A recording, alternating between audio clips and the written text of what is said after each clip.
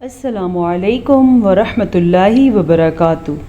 نئے سبق کے ساتھ اور نئی کلاس کے ساتھ ایک دفعہ پھر ہم آپ کی خدمت میں حاضر ہیں۔ چلیں آج ہم نے سیکھنی ہے سورہ آل عمران پارہ 3 کی آیت نمبر 20۔ تو چلے پڑھتے ہیں۔ اعوذ باللہ من الشیطان الرجیم، بسم اللہ الرحمن الرحیم۔ فَإِنْ حَاجُّوكَ،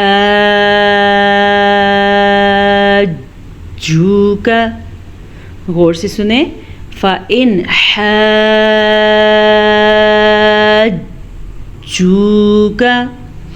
سب سے پہلے فا کے اوپر زبر ہے تو ہم فا کو لمبا نہیں کریں گے، فا زبر فا، حمزہ زیر نون ان، فا ان۔ اب یہاں پہ یاد رہے کہ نون ساکن پہ ہم نے نہ تو غنہ کیا نہ ہی ہم نے نون ساکن کو چھپا کے پڑھا ہے، کیونکہ یہاں پہ جو تجوید کا قاعدہ ہو رہا ہے اس کا نام ہے اظہار۔ اظہار کے قاعدے کے حساب سے جب کبھی نون ساکن کے بعد، ٹھیک ہے میں آپ کو لکھ کے دکھاتی ہوں، نون ساکن کے بعد یا تنوین کے بعد، یعنی کہ 2 زبر 2 زیر 2 پیش کے بعد اگر حروف حلقی میں سے کوئی حرف آ جائے گا تو پھر ہم نون ساکن کو یا نون تنوین یعنی کہ 2 زبر 2 زیر 2 پیش کو ظاہر کر کے پڑھیں گے، ٹھیک ہے۔ اسے کہتے ہیں اظہار کا قاعدہ۔ یہاں پہ ہمارے پاس نون ساکن کے بعد حا حروف حلقی ہے، ویسی 6 حروف حلقی ہیں، نوٹ فرما لیں، حا عین خا غین حمزہ ہا، یہ 6 حروف حلقی ہیں۔ تو نون ساکن کے بعد ہمارے پاس حا ہے تو اس لیے ہم نے نون کو ظاہر کر کے بغیر غننے کے پڑھا۔ اب ایک اور اہم چیز جو ہر کسی کو معلوم ہونی چاہیے کہ جب بھی اس مد کے بعد شد والا حرف آ جائے، یہ آپ کو جو نظر آ رہی ہے نا جیم کے اوپر 3 کنارے جو نظر آ رہے ہیں، یہ شد ہے۔ تو جب بھی اس مد کے بعد شد والا حرف آ جائے، پہلے تو 5 سیکنڈ تک ہم نے اس مد کو کھینچ کے پڑھنا ہے، پھر شد والے حرف کو ہم نے پہلے پکڑنا ہے اور پھر چھوڑ دینا ہے۔ آسان الفاظ میں اگر آپ سمجھنا چاہیں تو ہم نے شد والے لفظ کے اوپر ٹھہرنا ہے اور پھر اس کو ہم نے چھوڑ دینا ہے۔ کیسے؟ غور سے سنیں، فَإِنْ حَاجُّوكَ، سمجھ آ گیا؟ اسی کو کہتے ہیں پکڑ کے چھوڑنا۔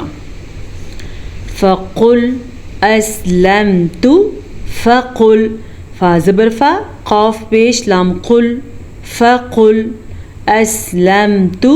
اب آپ دیکھ رہے ہیں تا کے اوپر ہمارے پاس پیش ہے تو ہم نے تاپش تو پڑھنا ہے، تو نہیں پڑھنا، تی نہیں پڑھنا، تا نہیں پڑھنا، ٹھیک ہے۔ اگر میں آپ کو ایک بات بتانا چاہوں گی، اگر کوئی انسان جانے انجانے میں اسلمتا پڑھ لیتا ہے تو وہ پوری بات ہی غلط کر دیتا ہے، یا جانے انجانے میں اسلمتی پڑھ لیتا ہے تو بھی بات غلط کر لیتا ہے، ٹھیک ہے۔ اب میں آپ کو بتاتی ہوں، جیسے کہ یہاں پہ کہا گیا ہے فَقُلْ أَسْلَمْتُ، بس آپ کہہ دیجئے میں نے اپنے چہرے کو فرما بردار کیا یا متوجہ کیا، ٹھیک ہے۔ اسلمتو میں نے متوجہ کیا، اسلمتو میں نے سلامتی کے ساتھ اپنے چہرے کو متوجہ کیا اللہ تعالیٰ کے لیے، مکمل۔ اگر کوئی پڑھے گا اسلمتا تو وہ کہے گا بس آپ کہہ دیجئے آپ اپنے آپ کو سلامتی کے ساتھ یا مکمل متوجہ کیجئے، تو اور تا سے یہ غلطی ہو سکتی ہے۔ تو ہم نے کیا پڑھنا ہے؟ فَقُلْ أَسْلَمْتُ وَجْهِيَ لِلَّهِ، وجہ جیم کے اوپر کلکلا ہے، جیم پہ ساکن آ گیا ہے تو کلکلا ہوگا، قاف طا با جیم دال، یہ 5 ایسے حروف ہیں جب بھی ان کے اوپر جزم آ جائے تو جھٹکے کی کیفیت پیدا ہوتی ہے، اسی کو کہتے ہیں قلقلہ۔ تو ہم اس کو کیا پڑھیں گے؟ وجہیہ ہا، وجہیہ للہ، لام زیر لام لل لام کھڑی زبر لا، للہ، ٹھیک ہے۔ لفظ اللہ کو ہم نے باریک پڑھنا ہے کیونکہ لفظ اللہ سے پیچھے والے حرف یہ لام کے نیچے زیر ہے، ٹھیک ہے۔ لفظ اللہ سے پہلے زیر ہے تو اس لیے ہم لفظ اللہ کو باریک پڑھیں گے، للہ ومن اتبعن، ٹھیک ہو گیا، وجہیہ للہ ومن اتبعن तबअन। अब यहाँ पे किसी भी लफ्ज़ को आपने लंबा नहीं करना सवाए इस खड़ी ज़बर के, क्योंकि हर एक लफ्ज़ के ऊपर या तो ज़बर है या तो ज़ेर है। ज़बर और ज़ेर की मिक़दार कम होती है। अमूमन कुरान में की जाने वाली ये सबसे बड़ी गलती है कि आम तौर पे लोग ज़बर को भी लंबा कर देते हैं, ज़ेर को भी और पेश को भी। इसके बरक्स खड़ी ज़बर खड़ी ज़ेर उल्टा पेश लंबे किए जाते हैं, या वाव मद्दा या मद्दा और अलिफ मद्दा लंबा किया जाता है। ज़बर ज़ेर पेश नहीं खींच के पढ़ी जाती, जैसे कि हमने पढ़ा वजहिया वजहिया लिल्लाही। अब देख लें, मैंने बताया था ना खड़ी ज़बर इसको हमने खींच के पढ़ना है। वजहिया लिल्लाही, अगर कोई पढ़ेगा वजहिया लिल्लाही तो उसने अपने आप से खड़ी ज़बर और खड़ी ज़बर पैदा कर दी, जबकि हमारे पास यहाँ पे नहीं है। अल्लाह पाक की तरफ से हमारे पास ज़बर ज़ेर पेश है। वमनित तबअन, हर एक चीज़ पे फोकस करें और अदा करने का तरीका सीखें। देखें, अगर आप ऑनलाइन क्लासेस किसी ट्यूटर से नहीं ले सकते, आप फ़ीस नहीं पे कर सकते, तो ये क्लासेस इसीलिए शुरू की गई हैं कि आप बग़ैर फ़ीस के सीखें, आसानी से सीखें। इसलिए मैं हर एक लफ्ज़ के ऊपर ज़ोर देती हूँ, ध्यान देती हूँ कि आप बग़ैर किसी ट्यूटर के आप यहाँ पे बैठे बैठे अपनी गलतियाँ ठीक कर लें। ठीक हो गया। वमनित्तबअन वक़ुल लिल्लज़ीना, वक़ुल लिल्लज़ीना, ये लाम नहीं पढ़ा जाएगा क्योंकि इस्लाम के ऊपर कोई हरकत नहीं है, जबकि आगे हमारे पास दो लाम हैं जो 4 दफ़ा पढ़े जाएंगे। मैंने पहले भी आपको बताया था शद के अंदर 2 हरूफ होते हैं, यानी इस शद में भी 2 लाम हैं और इस शद में भी 2 लाम हैं। क्या पढ़ेंगे? वक़ुल लिल, वक़ुल लिल्लज़ीना। ठीक हो गया। नून ज़बरना ऊतुल किताब। अब यहाँ पे ये वाव मद्दा है, वाव साकिन से पहले पेश है, इसे तो हम खींच के पढ़ेंगे, लेकिन इस वाव के ऊपर कोई हरकत नहीं है, तो ये वाव बग़ैर खींचे पढ़ी जाएगी और बग़ैर किसी हरकत के पढ़ी जाएगी। अब हमने क्या पढ़ना है? वक़ुल लिल्लज़ीना ऊतुल किताब, ता खड़ी ज़बर ता, बा ज़बर बा, किताब। ठीक हो गया। वल उम्मियीना, आपने एक चीज़ और याद रखनी है, बल्कि काफ़ी सारी चीज़ें हैं जो मैं बार बार बताती हूँ, और उनमें एक शामिल है मीम का गुन्ना और नून का गुन्ना। याद रखें, जब भी मीम के ऊपर शद आ जाए या नून के ऊपर शद आ जाए तो गुन्ना करना लाजमी है। जैसा कि यहाँ पे हमारे पास मीम पे गुन्ना है और यहाँ पे हमारे पास नून का गुन्ना है। अब इसको हमने पढ़ा वल उम्मियीना, और इसको हमने पढ़ा फ़इन्नमा। जो रुकने की आवाज़ होती है, ये आवाज़ असल में नाक में चली जाती है। आप ख़ुद अदा करें, आपको पता चलेगा नाक कब में आवाज़ गई है। इसी को कहते हैं गुन्ना। ठीक है। वल उम्मियीना, या कड़ी ज़ेर यी, वल उम्मियीना अस्लमतुम, अस्लमतुम, अस्लमतुम फ़इन अस्लमू। फिर से हमारे पास नून साकिन के बाद हमज़ा आ गया है जो कि हरूफ हल्की में से है, तो हमने नून साकिन को कुछ भी नहीं किया, ज़ाहिर करके पढ़ा, बग़ैर गुन्ने के पढ़ा। फ़इन अस्लमू, वाव मद्दा, फ़क़दिहतदौ। ठीक हो गया। फ़क़दिहतदौ, किसी भी लफ्ज़ को लंबा नहीं करना। वाव लीन है हमारे पास, वाव लीन भी नहीं लंबा किया जाता। फ़क़दिहतदौ, इससे ज़्यादा लंबा किसी लफ्ज़ को नहीं करना। फ़इन तवल्लौ, इख़्फ़ा का कायदा हो रहा है। आपको अच्छी तरह पता है कि अगर नून साकिन आ जाए या 2 ज़बर 2 ज़ेर 2 पेश आ जाए तो ज़रूर वहाँ पे कोई कायदा होता है। जैसे कि ये देखें 2 ज़बर 2 पेश है, तो यहाँ पे हमारे पास इक़लाब का कायदा हो रहा है। बहरहाल इस वक्त जो हमें कायदा देख रहे हैं ये इख़्फ़ा का कायदा है। कायदे के हिसाब से नून साकिन के बाद ता हरूफ इख़्फ़ा में से है, तो हम नून साकिन को छुपा के पढ़ेंगे और गुन्ने के साथ पढ़ेंगे। वो कैसे होगा?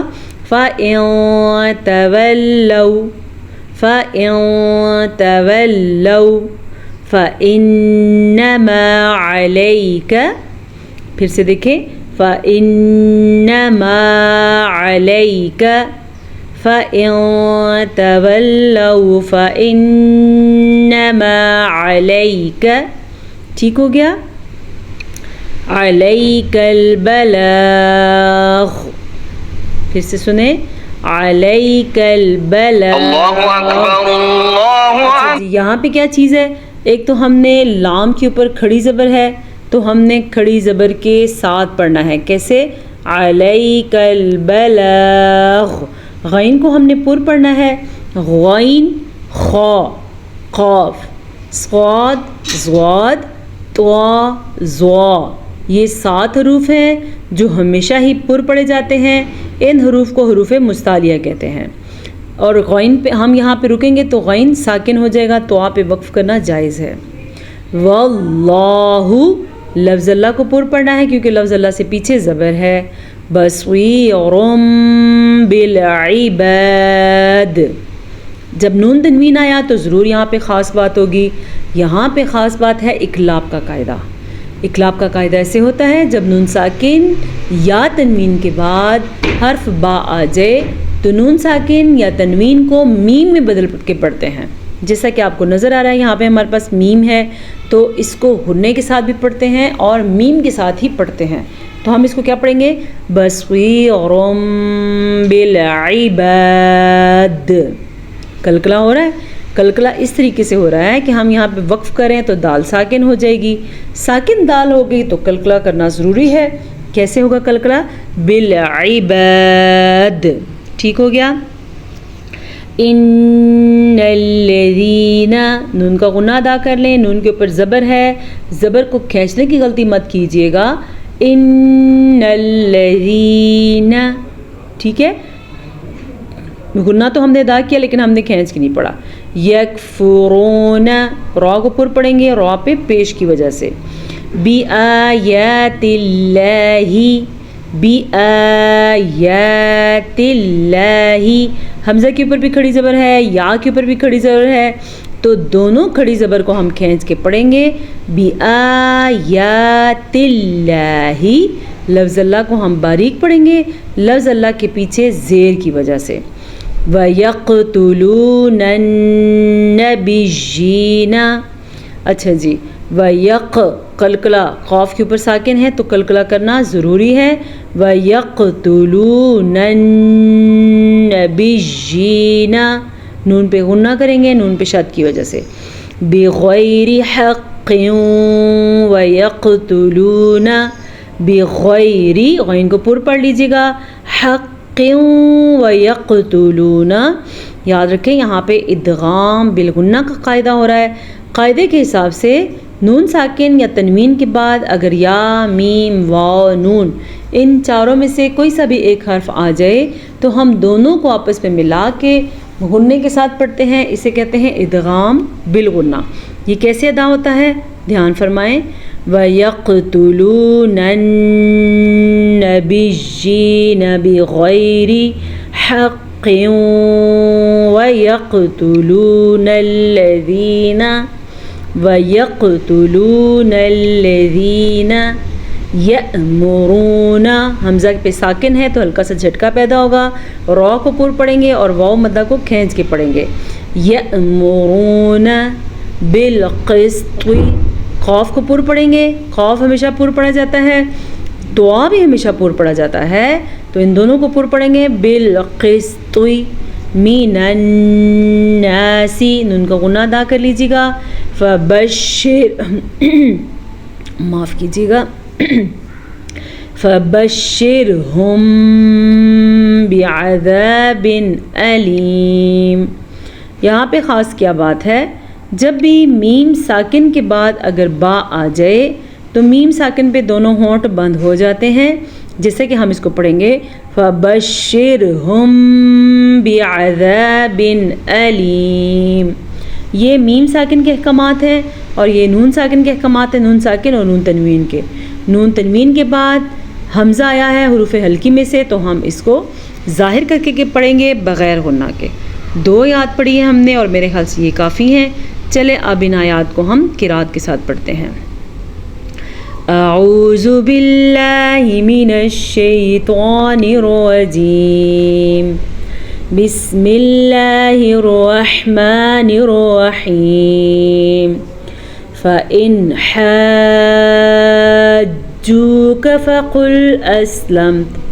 فقل أسلمت وجهي لله ومن اتبعن وقل للذين أوتوا الكتاب والأميين أأسلمتم فإن أسلموا فقد اهتدوا فإن تولوا فإنما عليك البلاغ والله بصير بالعباد إن الذين يكفرون بآيات الله ويقتلون النبيين بغير حق